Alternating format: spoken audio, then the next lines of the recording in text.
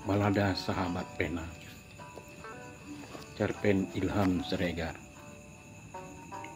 Pukul 8 WIB, Lisa sudah sampai di kampus. Suasana pelataran kampus USU tampak lenggang. Ada beberapa mahasiswa lirmudik di tempat parkir mobil.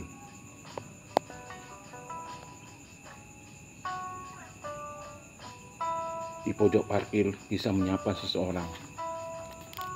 Yang disapanya Pera, adik Epi sahabat kental Lisa. Juga adik kelas Lisa yang sama-sama mahasiswa Paka. Tumben kak, rajin amat hari ini. Pera, kak Epi kuliah hari ini? Enggak kak, hari ini kuliahnya kosong. Ngomong-ngomong kakak ada bisnis ya sama Mas Alianta? Bisnis apaan? Pera tahu dari mana? Ada keterkejutan ketika Lisa mendengar nama Alianta. Tahu dari Kak Epi, kemarin mereka bertemu di plaza. Tapi Mas Alianta nggak mau diajak ke rumah. Pesan Kak Epi, nanti siang mau ke rumah kakak. Sekarang dia ke Unimed. Ada diskusi sastra katanya. Oh, kalau begitu trims ya, Eper. Kakak masuk dulu. Hari ini kakak ada ujian praktikum loh. Silahkan kak. Pera masih nunggu Edo. Lisa menyeret langkahnya ke laboratorium. Bayangan Alianta menyantroni benaknya. Pertemuan Epi dengan Alianta sangat mengganggu pikirannya. Beribu pertanyaan menguap di kepalanya. Seperti ada benang halus yang mempertautkannya dengan sahabat penanya itu. Alianta. Adakah kau rasakan degup jantungku yang berdebar saat ini? Kau hanya sahabat pena, jauh di seberang sana. Tapi aku selalu memikirkanmu. Kau tahu Epi, kini tidak sendiri. Telah ada Ardi yang menghiburnya. Tapi aku, batinnya. Hei, melamun apa kau? Tiba-tiba bentakan Pak Pasaribu memporak-porandakan lamunannya. Lisa mengawasi dosen kiler itu. Titik keringat dingin membasahi punggungnya. Sesampai di rumah dia mengempaskan tubuhnya di sofa. Lelah. Ujian praktikum tadi amat menjemukan benaknya. Pikirannya masih pada Alianta. Dipandanginya potret Alianta dalam-dalam. Masih segar dalam ingatannya masa-masa permulaan persahabatan yang manis itu. Ketika itu Lisa dan Epi iseng-iseng berkenalan melalui surat kabar. Tukaran foto, lalu surat demi surat mengalir mengikat erat hubungan persahabatan tiga anak manusia itu. Kenangan ketika cowok itu datang liburan setahun yang lalu melintas dalam benaknya. Betapa manisnya persahabatan itu. Tiba-tiba Lisa rindu tatapan cowok itu. Betapa rindunya. Dan baru sebulan yang lalu Lisa menerima kartu ucapan selamat ulang tahun dari Alianta. Di sana tertulis beberapa baris kata yang terukir indah jauh di balik dinding hatinya. Di ultahmu yang ke-20 ini, kau telah menjadi gadis yang dewasa. Kepadamu seorang kutumpahkan segenap isi hatiku. Kau bagikan gelas kristal yang diisi oleh air kehidupan.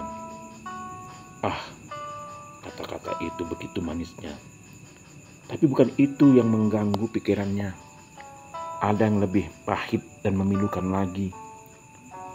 Lisa membuka surat terakhir dari sahabatnya itu. Terasa ada bertonton besi yang menghenyak kalbunya ketika membaca surat itu. Lisa sahabatku, kau jangan terkejut. Sudah kuceritakan di suratku yang lalu, bencana alam yang menimpa desaku dan seluruh keluargaku. Mereka telah meninggalkan aku, ayah, ibu, dan satu-satunya adikku tak akan pernah kulihat lagi. Semula yang kuanggap sebagai tempatku bersandar adalah paman. Tapi itu tidak lama. Paman tidak sanggup membiayai kuliahku lagi. Anak-anaknya masih banyak. yang perlu dibiayai. Dan sudah kuceritakan tentang usahaku yang gagal. Nah, lengkaplah sudah penderitaanku, Lisa. Tiang tempat bersandar telah rubuh, atap tempat berteduh telah berantakan, dan kini aku telah keluar dari kedokteran hewan dan terdampar dari UGM. Jelasnya, aku termasuk orang sisa-sisa. Sahabatku Lisa, sekarang ini tak tahu apa yang harus aku lakukan. Sebetulnya aku malu menceritakannya. Aku takut kau bilang pemuda cengeng. Tapi apa boleh buat? Siapa lagi yang mau prihatin dengan aku? Aku sudah tidak di tempat aman lagi. Aku terlunta-lunta. Untung ada kamu dan Epi mau mendengar ceritaku, menghiburku. Tolong jangan kirim surat lagi. Aku tidak bisa buat cerita baru buat kalian. Tapi aku nggak bakalan menyerah begitu saja.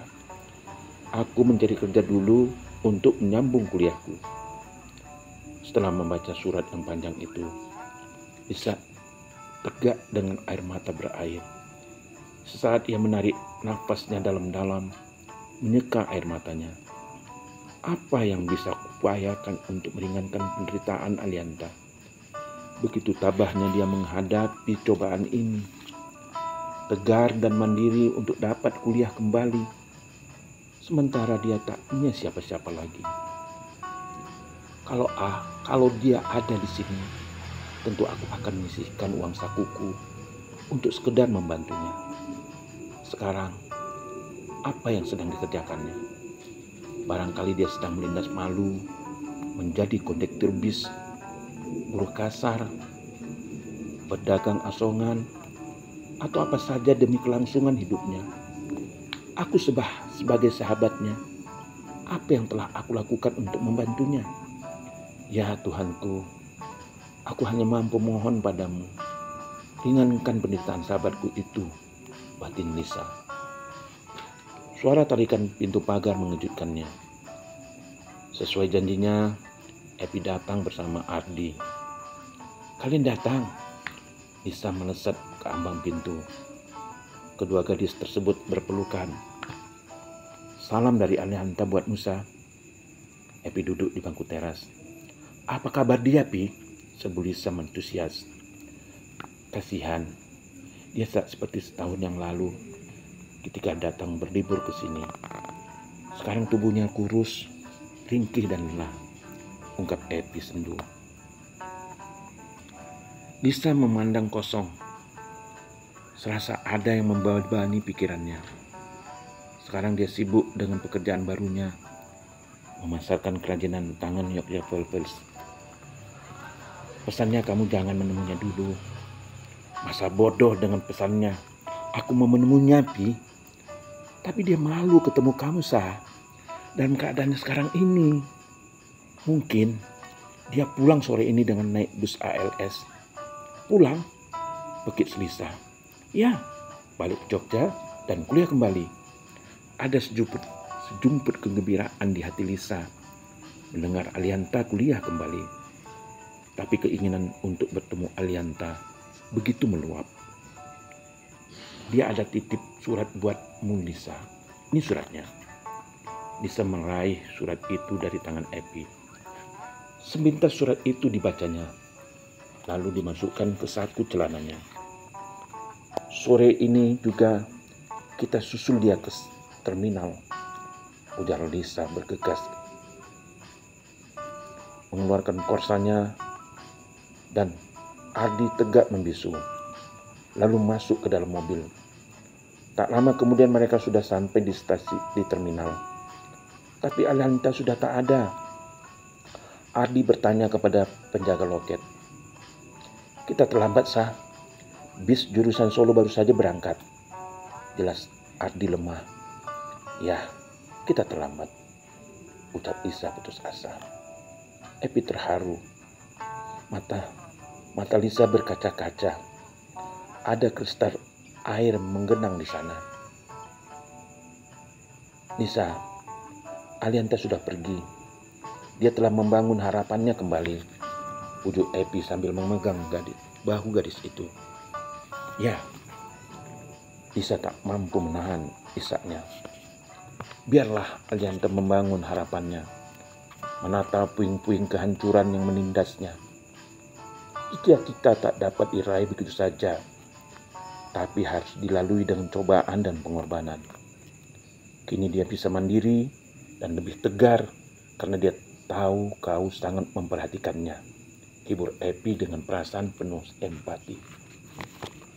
Air mata Lisa tak terbendung. Kesedihan yang teramat dalam menyingkupnya. Kemudian mereka beranjak dari tempat itu. Lisa meluncurkan mobilnya dengan hati yang remuk.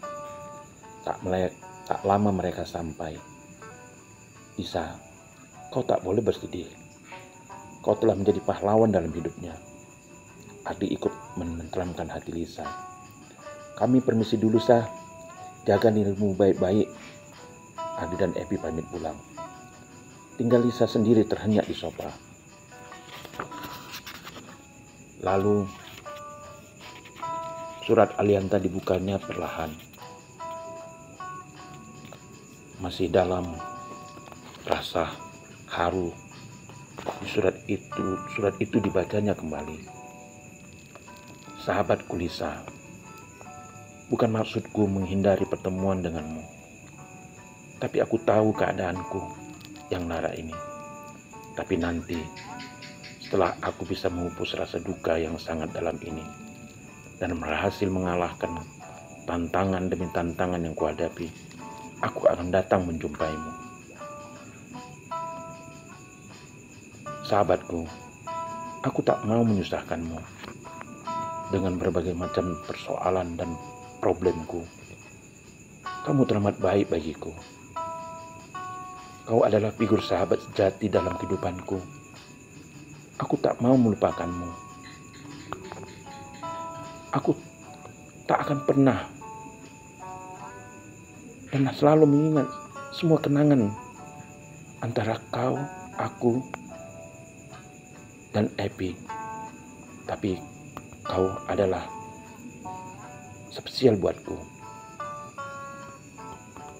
Terima kasih atas segala perhatianmu, sahabatku.